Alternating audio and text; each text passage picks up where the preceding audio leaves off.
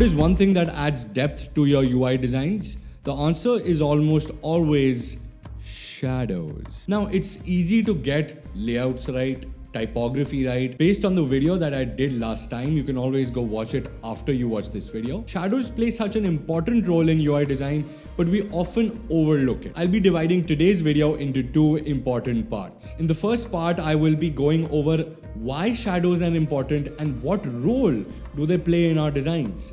It'll be a nice, quick explanation. The second part of the video will be me showing you how to design some incredible shadows in your favorite UI design tool and how to get them right every single time. I'll have timestamps or chapters in the description, so you can always skip to that portion. Alright, so let's talk about the word shadows. Now, shadows are an important part of every visual art form. It could be photography, it could be actual art where someone's painting or drawing, and yes, of course, it is used in UI designs as well. There are three major roles that a shadow might play in your UI design. Number one is that it creates a sense of depth and separation of an element from all the other elements around it. There's a law of UX that states if an element is different from some other elements in a group, people will tend to move towards that element.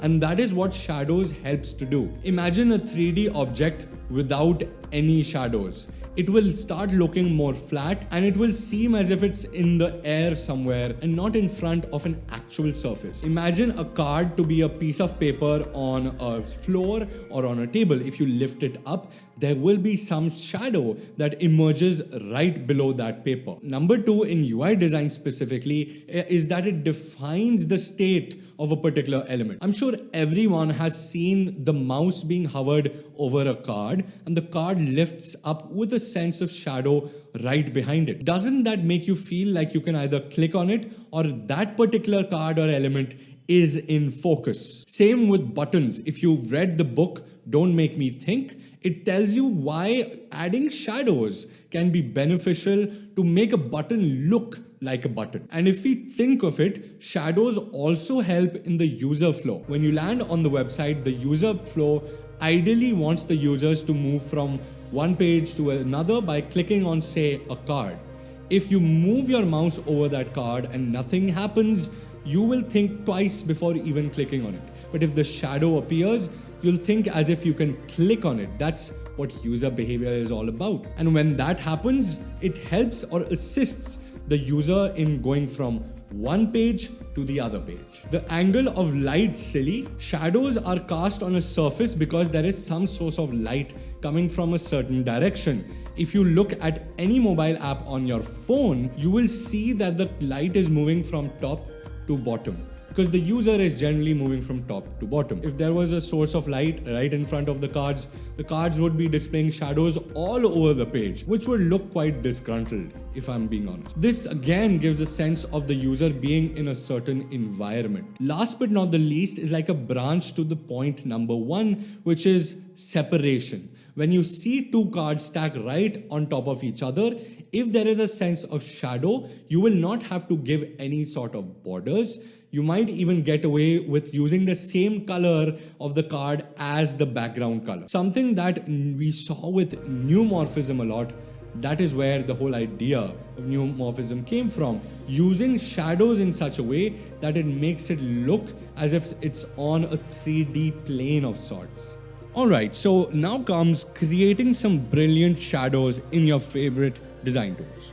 I'm using Figma, but you can use any tool you like. So in this case, we will first have to create an environment for something to actually sit on.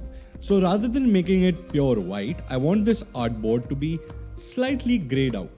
Click on this little circle that you see here and just tap down, down, down a couple of times until you get to a very light gray. This is fine for now, and now we will create a simple square which is going to be our card in this case. The card needs to be pure white, otherwise it won't stand out from the background right here. Now we need to create a shadow. We'll begin with a very basic shadow. For that, we will click on Effects. In an XD, it's just going to be shadow. Inside this, I want to select Drop Shadow, and by default, it sets a very basic shadow as you can see here. However, shadows like this are rather harsh and you can't use them in every situation. So a universal shadow is generally 4 on the Y and 8 on the blur. This is a little lighter on the eyes and it makes a little more sense. You can reduce the opacity until you get the perfect amount of shadow, be it dark or light. Now this is one of the most basic shadows you'll see all across the web. As you guys might have noticed, we are using multiples of 2, 4 and 8, and that is what we are going to use all across the board right here. Now I want to quickly duplicate the frame and show you another type of shadow, which will be the hover state in this case of this card. So in case I hover my mouse over this card should lift up. To do that, we will first have to increase the size of the card by just a little bit, just like this. Make sure you place it in the center again. And we will change the shadow to something else. In this case, it will be 12 by 24. This is kind of a soft spot that I have observed. And through experience, I think this is one of the best numbers that you can pick, 12 by 24. We can alternatively go for an inner shadow. An inner shadow is something which makes it feel like you're pressing or clicking on something. In this case, you just need to change drop shadow into inner shadow. In XD, there is no provision to do that. However, in XD, you can always create another card like this, remove the drop shadow, and give it a stroke, which should be either black or gray, and make it 12 or 24, anything like that. Just make sure that it's placed right inside the card. Then you can increase the layer blur in XD. You can increase it to anything. I'm going to do maybe a 48. And you have an inner shadow. Of course, you will have to do another thing. The other step is just to remove everything here, create another card over this, mask it with the shadow, inner shadow right here. Uses mask. As you can see, we have an inner shadow in this case. Now, these were the basic states that most people will focus on when creating an actual product. But sometimes you need to create something beautiful or something that fits in well with a theme. So in this case, I'm going to pick blue as a theme, and basically a blue shadow is what I'm going to make. Now, with colorful shadows, you don't want to make harsh shadows like this one, or shadows which are very close to the background surface. So in this case, I will change the color of the shadow, of course. I've set a nice deep blue. Of course, you can do this like this. However, in most cases, I want the card to be lifted with the color. So in this case, as you can see, I've increased the shadow here, 12 by 24 again, but with a hint of blue. Again, you want to select deeper colors rather than lighter colors, because lighter colors will just not show on a light background like this. So darker, deeper shades are always the way to go. But let's just assume this card is a blue color, all right? We will give it the same blue color that we had given the background shadow. In this case, you can of course give it a blue shadow. In this case, you can increase the opacity of the shadow to give it that blue, and this will suit much better when on an actual blue card. This makes it seem as if it's a glow rather than a shadow, but it helps differentiate this card with the background for sure. Delete the white layer, and you can either leave the dark layer like this, or you can even give it a white shade for the shadow. Again, this is not something that is used everywhere, but I've seen even companies like Google use light shadows, which are not shadows, they're just a glowing effect, but to differentiate it from the environment in this case. Another great way to articulate shadows is to give another object which is blurred out behind the main object or the main element. In this case, I have one card here. I will duplicate it and create another card. In this case, I will remove the shadows from this card and change this card to a deeper blue, a darker blue. You can even choose something like a black or a white, whichever goes with it. And now what you can do is actually give this card a bit of layer blur in this case. So I'll increase the layer blur to something like 56 or 80 or even 100. And then what I can do is actually place it right behind the original element and see how automatically this gives such amazing depth while not being directly attached to the main element here. Again, gives a little more complexity and is much more unique than the usual shadows you find.